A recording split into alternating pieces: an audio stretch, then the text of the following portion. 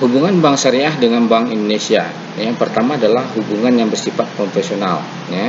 Jadi salah satu kelemahan perbankan syariah adalah masih banyaknya kalangan perbankan syariah yang membidik sasarannya kepada loyalitas syariah saja, yang menatik pada syariah.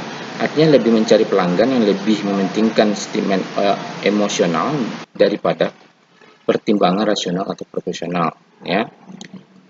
Kalau kita lihat menu dan isi komunikasinya masih menonjolkan isu nilai pelayanan yang diraih oleh pelanggan. Jadi paradigma seperti itulah tidak sah, tapi untuk sejangka panjang dan masa mendatang kurang tepat dan tidak bisa diandalkan.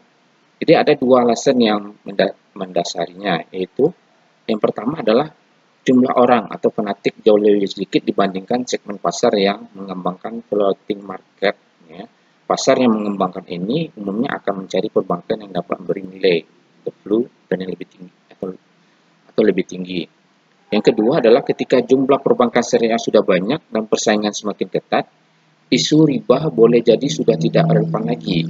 Ini persaingan akan menggeser kepada perbankan mana yang dapat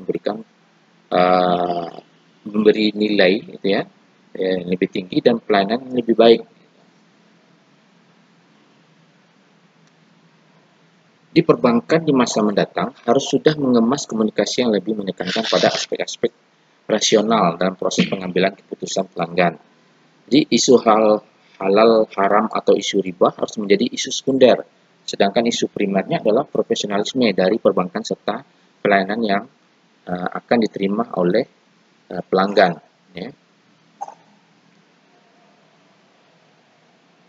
Di perbankan syariah di Indonesia ini semakin baik, halnya didukung oleh beberapa faktor. Yang pertama, penduduk Indonesia yang mayoritas Muslim ini merupakan pasar yang potensial untuk mengembangkan produk-produk berbasis syariah.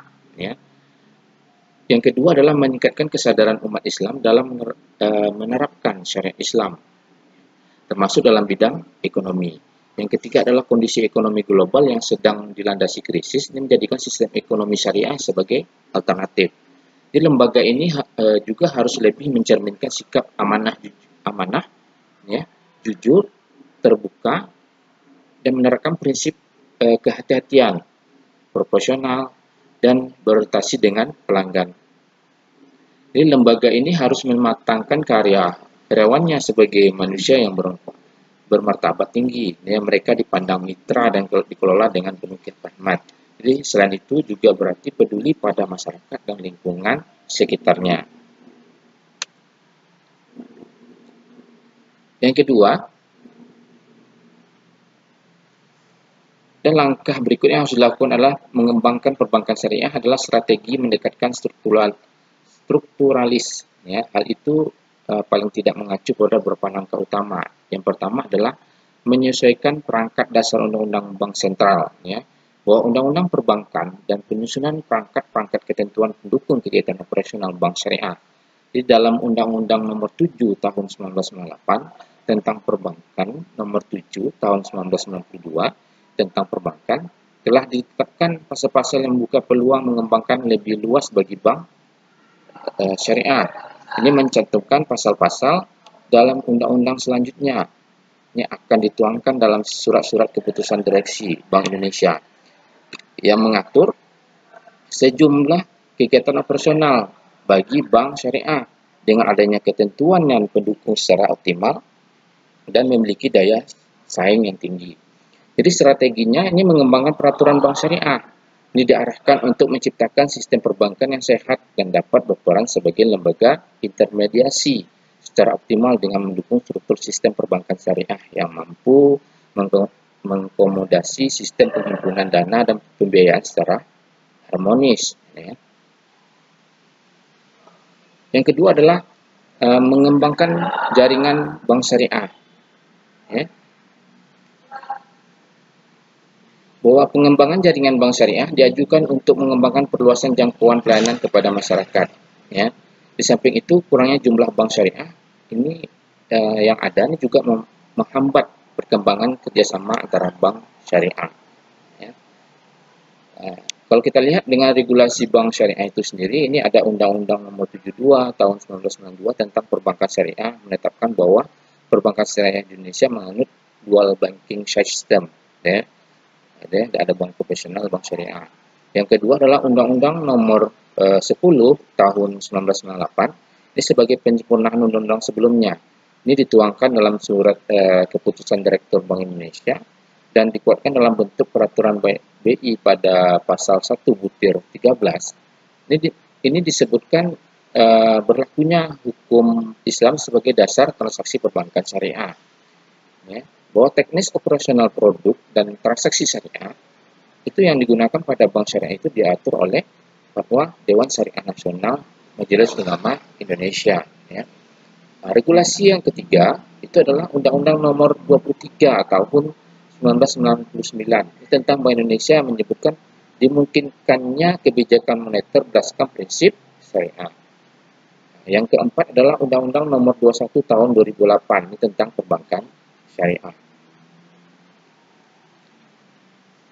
Di dalam pengembangan jaringan bank syariah ini, bahwa perbankan syariah ini diserahkan sepenuhnya kepada mekanisme pasar atau market driven, yaitu ini ya, interaksi antara masyarakat yang membutuhkan jasa perbankan syariah dengan investor atau lembaga perbankan yang menyediakan pelayanan jasa perbankan syariah.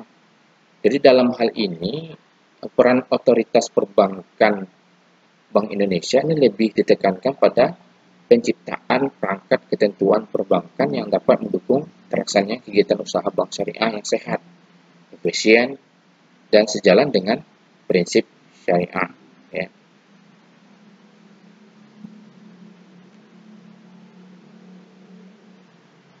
Ada yang ketiga adalah mengembangkan piranti moneter. Ya. Bahwa penyusunan piranti moneter di sini diajukan dalam rangka mendukung kebijakan moneter dan kegiatan usaha bank syariah. Jadi kaitannya dengan kegiatan bank syariah dalam menentukan piranti ini diharapkan dapat membantu mengembangkan pasar uang antara bank syariah. Jadi saat ini Bank Indonesia sedang melakukan pengkajian untuk membentuk piranti yang dapat melaksanakan fungsi penarikan kelebihan dana perbankan syariah serta membentuk piranti yang dapat mendukung pasar uang antara bank syariah dengan tetap memperhatikan prinsip syariah.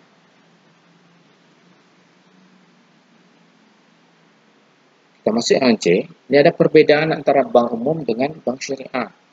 Jadi kalau kita tarik pengertian bank umum itu adalah bank yang melaksanakan kegiatan usahanya secara konvensional, yang dalam kegiatannya memberikan jasa dalam lalu lintas perbayaran.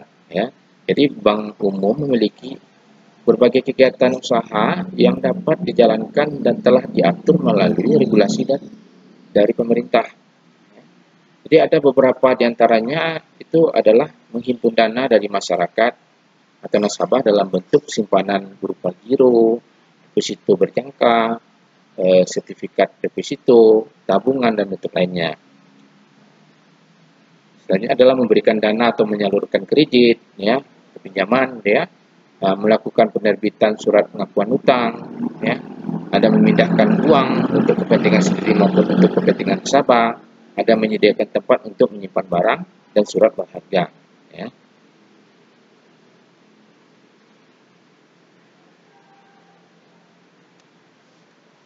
Kalau kita lihat dengan bank syariah sendiri, ini adalah bank syariah merupakan bank yang menjalankan kegiatan perbankan dengan didasarkan pada prinsip-prinsip syariah, prinsip hukum Islam yang telah diregulasikan oleh Majelis Ulama Indonesia.